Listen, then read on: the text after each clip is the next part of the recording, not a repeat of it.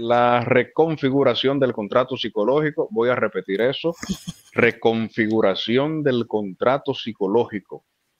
Ese término hace referencia a la negociación y adaptación continua de las expectativas, percepciones y obligaciones informales y mutuas entre empleados y organizaciones para mantener la lealtad y fortalecer la relación laboral, especialmente ante cambios internos o externos.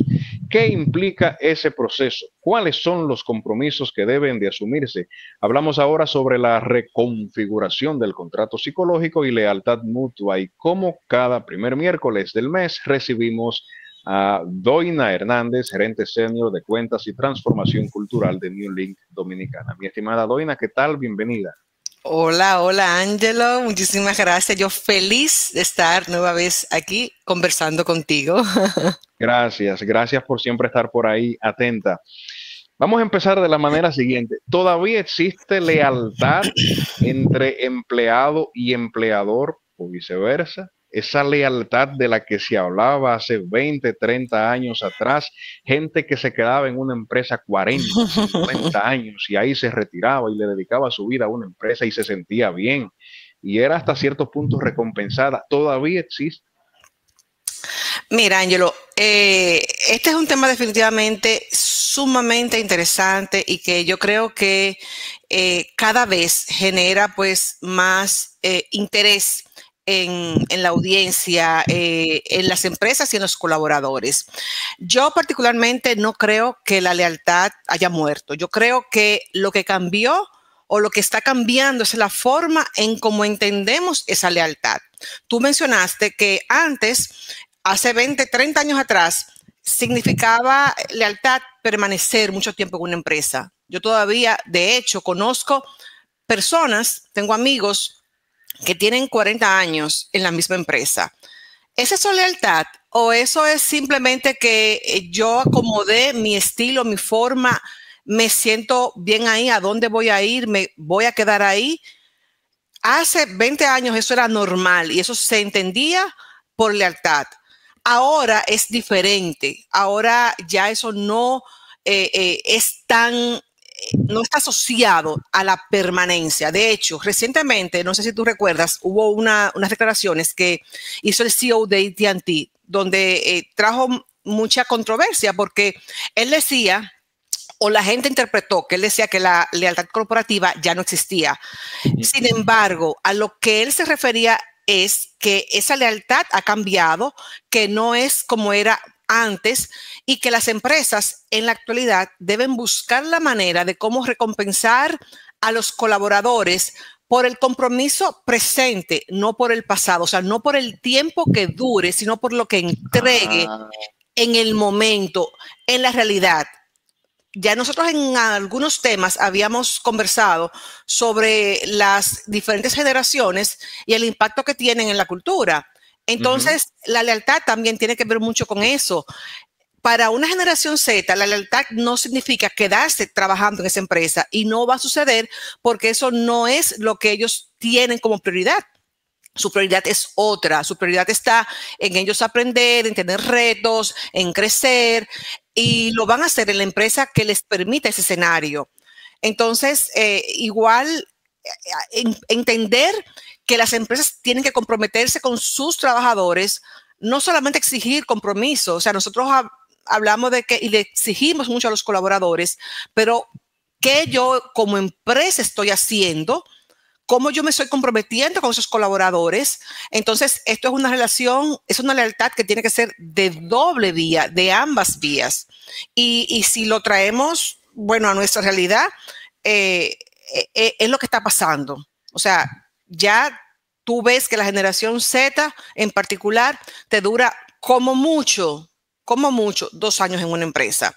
Que en algunos casos, o sea, en menos de un año ya están buscando otras oportunidades de crecimiento, de desarrollo. Así es, así es. Me atrae mucho eso que dices de priorizar lo que representa el empleado en el presente para la empresa o el colaborador, que ya lo de empleado también como que se está quedando detrás. Se le dice colaborador, que es más bonito, a la secretaria se le dice asistente, pero bueno, Asistente por ahí vamos. El tema es que todavía en muchas empresas, quien tiene muchos años, y me gustó eso que dijiste, no necesariamente porque yo tenga 10 años o 15 años trabajando en una empresa significa que yo sea leal, tal vez simplemente estoy acostumbrado, me adapté o no encontré otra solución y por eso me Claro, quedé ahí. claro. No tiene nada que ver necesariamente con lealtad. Pero se entiende, o muchos colaboradores entienden, que por tener cierto periodo de tiempo, tienen que priorizarlos a ellos. Si hay una plaza Ujú. disponible, tienen ellos que tener la plaza. Si por casualidad a la gerencia se le ocurre a un empleado de 2 años darle una posición directiva porque tiene las habilidades para hacerlo, genera problemas porque dice, ¿cómo es Claro. posible? Este llegó de último que yo y ahora Ujú. tiene y entonces generan allí un clima laboral un poquito complicado, un poquito no complicado. Me gustaría que tú me hablaras de ese contrato tradicional, psicológico Ujú. tradicional, que creo que es Ujú. básicamente esto mismo Sí. que se tenía y qué ha cambiado, qué se espera ahora. Ujú. Mira, eso del contrato psicológico viene dado de los años entre 60, 70, 80, principios de los 90. Y era sencillo. Eso, el tema es que si tú eras leal y trabajabas duro, pues la empresa te cuidaba. Es decir, Bien. ahí había estabilidad laboral a cambio de qué? De obediencia, de permanencia. Pero Ujú. ya luego de los años 2000, con ese tema de la apertura, de la globalización, de las crisis, esa teoría se rompe y se produce un contrato que es ya mucho más transaccional, donde se definen beneficios claros, pero sin promesas de por vida. O sea, ya no, fíjate que incluso en la primera etapa, habían hasta en algunas empresas estaban las promesas de pensión. Entonces, tú durabas 20 años y tenías opción a pensión, a 30, 25, 30 Bien. años y tenías opción a pensión. Ya Daban eso una no existe. casita, una casita. Exactamente, exactamente. Entonces, ya ahora, en la actualidad, hablamos ya de contrato experiencial donde lo que importa no es si tú te quedas 2 años o 10 o 20 años, sino la calidad de lo que se vive o de lo que tú entregas en ese tiempo. Entonces, eso va muy relacionado al tema de qué esperan los colaboradores de acuerdo a sus necesidades. Y entonces, ahí yo te digo, las empresas como organizaciones que nos adaptamos a los nuevos cambios, tenemos también que ir evolucionando y tenemos que ir entendiendo eso y cambiando ciertos procesos, ciertas estructuras. Recientemente, bueno, el año pasado, hubo un estudio de Deloitte donde decía que el 83% de los jóvenes priorizaban experiencias significativas sobre la permanencia larga en una empresa. Entonces, hay que poner atención. Yo ¿Y siempre, qué es una experiencia significativa? algo que esté relacionado con tu propósito. Los jóvenes de ahora, ¿qué es lo que quieren? Quieren Ya. empresas que colinden o que correspondan con sus valores, con su propósito de vida. Entonces, cuando tú estás en una empresa y tú desarrollas iniciativas o actividades que hacen que esa experiencia del colaborador sea memorable y le resuene con su propósito, pues entonces tú generas el interés, despiertas el interés de ese colaborador en permanecer ahí para ver qué más tú me puedes dar.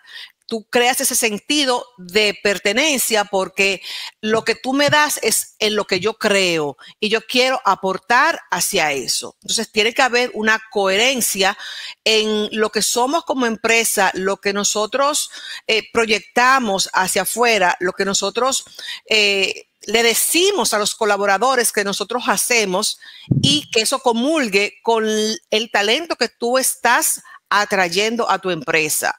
Porque nosotros queremos tener gente joven. Nos encanta la energía, la vivacidad de esa generación Z, esa curiosidad digital que tienen, esa facilidad para trabajar con la tecnología, con la inteligencia artificial. Pero a veces nos cuesta entender como organización que esa generación ya no va alineada con lo que yo como empresa tradicional hacía o me mantengo haciendo. Entonces, por eso yo digo la importancia de como empresa irnos adaptando justamente a esas nuevas generaciones que es lo que buscan. Y ahí tú generas ese compromiso, esa lealtad, tú la generas de esa manera, cuando tú realmente puedes conectar con esos dos intereses, que es el de la empresa y el del colaborador. Así es. Me gustaría preguntarte, porque esto es un tema que genera mucha preocupación en las empresas, la movilidad laboral. Hay personas que se ganan un espacio en el tiempo, no tanto por lo que saben, sino por cómo son. Y en algún momento hasta parecen que son irrepetibles o insustituibles. ¿Cómo puede una empresa lograr alternarse y adaptarse a esa movilidad laboral que se tiene sin verse afectada en su producción? Mira, yo creo, es una pregunta súper interesante, Ángelo, que yo creo que sale cada cierto tiempo en los diferentes espacios donde yo he estado. Te puedo decir que parte de adaptarnos como empresa es nosotros poder primero ir evolucionando a nivel de procesos, de diseños de políticas, procedimientos, de estructuras que nos permitan justamente dar paso a esa convivialidad entre lo que somos como empresa y lo que quieren nuestros colaboradores. Facilidades que sabemos, muchas empresas resistentes a ellos, pero sabemos que tarde o temprano vamos a tener que ceder, vamos a tener que adaptarnos. Tú hablabas de cuántos talentos buenos hay por ahí que les interesa trabajar en una empresa y no van porque no tienen facilidades de trabajo remoto, por ejemplo.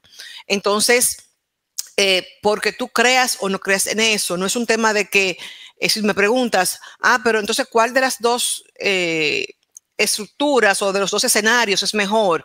¿Tener el trabajo remoto 100% o presencial? Yo te voy a decir, mira, ni uno ni otro. Yo creo que eso debe ser un híbrido y debe adaptarse a la necesidad del negocio, de la empresa, pero debe existir. O sea, nosotros tenemos como empresa que entender las necesidades de cada colaborador, poner, siempre hablo de la escucha activa, no traer soluciones a la mesa que no respondan a lo que tus colaboradores quieren. Cuando tú entiendes eso, tú puedes, como decimos de manera coloquial, aplatanar esas soluciones a lo que tus colaboradores están necesitando en ese momento y crear esas, vamos a decir, esas estructuras que funcionen para ambos lados, que no solamente es, como yo dije al principio,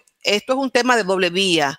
Si bien es importante que nosotros tomemos en cuenta a nuestros colaboradores, pero en la medida en que nosotros entendamos a los colaboradores y que los colaboradores sientan que son tomados en cuenta, entonces en esa misma medida ellos van a responder y se van a comprometer con nosotros como empresa. Entonces yo creo que aquí, en resumen, lo importante es poder activar la escucha de manera activa y consciente para poder diseñar los espacios o los procesos necesarios para poder conectar con esa generación que va a ser que yo quiero retener, que yo quiero llamar a que venga a mi empresa.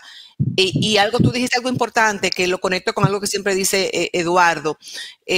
Para nosotros debe ser lo más importante en una persona, en un profesional que estemos buscando, más que tal vez la capacidad técnica que tenga, es esa actitud que tiene la persona, ese deseo de aprender, de involucrarse en la empresa, de participar, de innovar. Cuando tú le des a las personas esa hambre de querer hacer cosas, entonces tú tienes ya la mitad del pleito ganado, como dicen por ahí, porque muchas empresas tienen cierto expertise que lo pueden enseñar, todos podemos aprender sobre la marcha. Entonces, ahí tal vez no enfocarnos solamente en esa parte, en el papel del colaborador. Cuando hablo del papel, hablo del CV, sino Sí. de lo que tiene, de lo que trae a la mesa, de lo que tú le notas a ese colaborador cuando tú estás entrevistando, cuando tú lo estás viendo. Desde ahí tú generas una relación de confianza que tú sabes que a largo plazo pues te va a dar garantía de que esa persona pues se va a sentir cómoda contigo. Doina, pero no se puede complacer a todo el mundo. No a Que es todo el mundo así, no a todo el mundo se le puede permitir trabajar a distancia, ni a claro, todo el mundo se le puede hacer el aumento que solicita o que pide. claro.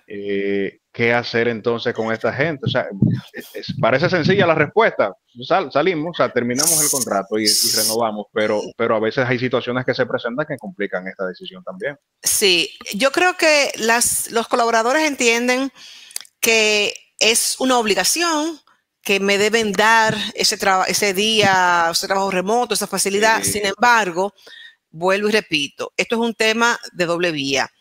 Yo como empresa tengo el deber de, si te doy esa facilidad, tengo el deber de darte de, o definirte un proceso, un procedimiento de que tú, cómo tú te vas a manejar, cuál ese ritual que vamos a desarrollar día a día, ese seguimiento que vamos a tener, los contactos que vamos a tener. O sea, porque muchas personas, Ángelo, entienden que trabajo remoto, home office, es que estoy libre y déjame ir al médico, déjame ir al gimnasio y déjame ir a hacer esta diligencia. Y no es eso. O sea, un trabajo remoto es eso, es tu trabajar. Lo mismo que tú estás en la oficina, tú lo vas a hacer desde un espacio definido por ti, tu casa o donde estés. Pero tú tienes que estar disponible. O sea, si hay reuniones, tú tienes que estar ahí. Si hay que entregar un trabajo, tienes que entregarlo en el momento acordado.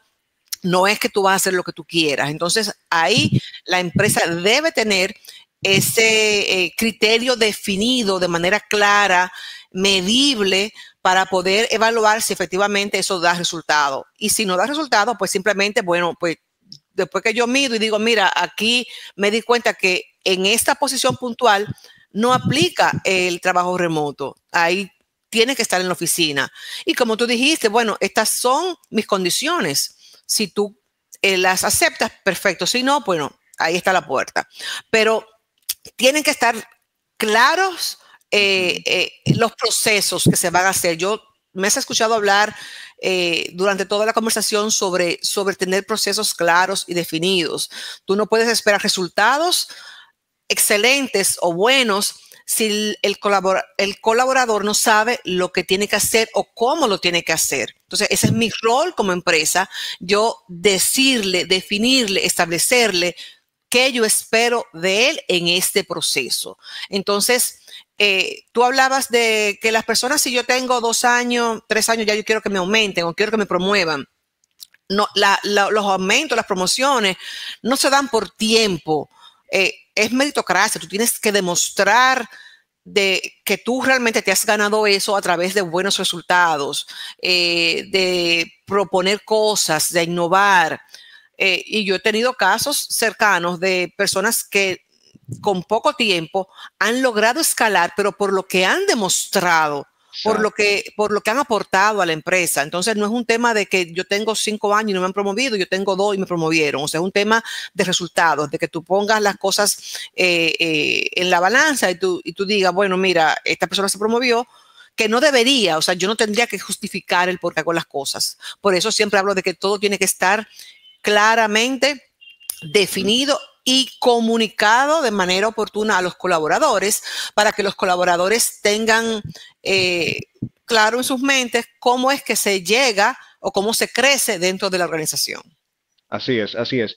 Yo me atrevería a agregar, cualquier cosa me corrige. Bueno, creo que lo citaste en algún momento, que además del tiempo, tampoco impacta mucho, por lo menos en los puestos calificados, el tema del currículum. No. Porque cuando esos puestos, los Smart Job, como se Uh-huh, le conoce en alguna parte, usted necesita una persona que tenga tal vez un posgrado, que sea especialista en un área y se va a encontrar con cientos de personas que tienen posgrado. uh-huh. O sea que aquí entra mucho aquello que se conoce como habilidades blandas. Blandas, claro que sí. Tu poder, porque De repente tienes la capacidad y tienes el título, o tienes el título y no tienes la capacidad. La ¿Será eso capacidad. también? Exacto. Sí, Óyeme, eso es como que tú busques una persona para el área de servicio al cliente y sea una sí, persona que no le gusta trabajar con personas. con personas o que su habilidad no sea la comunicación o que no sea la empatía. Entonces es una persona que tú sabes que tú no puedes poner ahí. Y Claro. sin embargo, si tú tienes una persona que tiene esa facilidad, aunque no tenga la preparación, ahí es que tiene que ponerla, porque a la persona le va a gustar, va a dar lo mejor de sí y va a aprender. Tú le enseñas lo que tú quieres que ese colaborador o esa posición haga, tú solo enseñas. Eso, para eso hay formaciones que pueden ser internas, externas, no importa. Pero yo creo que tú diste ahí en un punto súper importante que hay que tomar en cuenta. No es, la formación es importante, es buena, hay que Por tenerla. supuesto, Sin claro. embargo, hay una serie de habilidades blandas que complementan al profesional y que son tan importantes o más importantes que la misma formación. Así es, así es. Bueno, Ujú, Doina, enseñanzas para ambos lados, tanto para las empresas ujú. como para los empleados el día de hoy.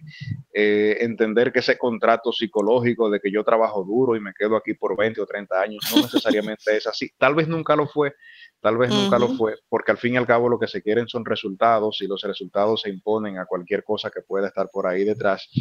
Así que nada, para las empresas que se adapten, que vean, ¿verdad?, cómo llegar y ujú, cómo satisfacer las necesidades de ese personal que tienen y en el caso del ujú. personal, entonces desarrollar y estar abiertos también a aprender y a aplicar algo un poquito más allá de lo que dice la currícula en el área laboral. Así que doy unas Así es. gracias, gracias, de verdad que sí, muy bueno.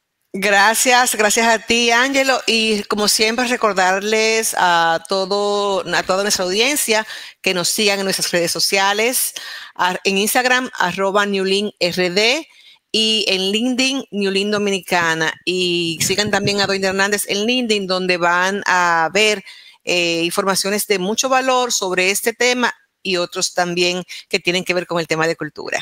Lo voy a platanar yo entonces, LinkedIn es LinkedIn, ¿verdad? LinkedIn, ajá. Ah, bien. Y aplatanados a aplatanados. Ahí estamos. Ok. Doina Hernández compartiendo con nosotros como lo hace cada mes aquí en Esto No Tiene Nombre. Muchísimas gracias. Gracias a ti. Bye bye.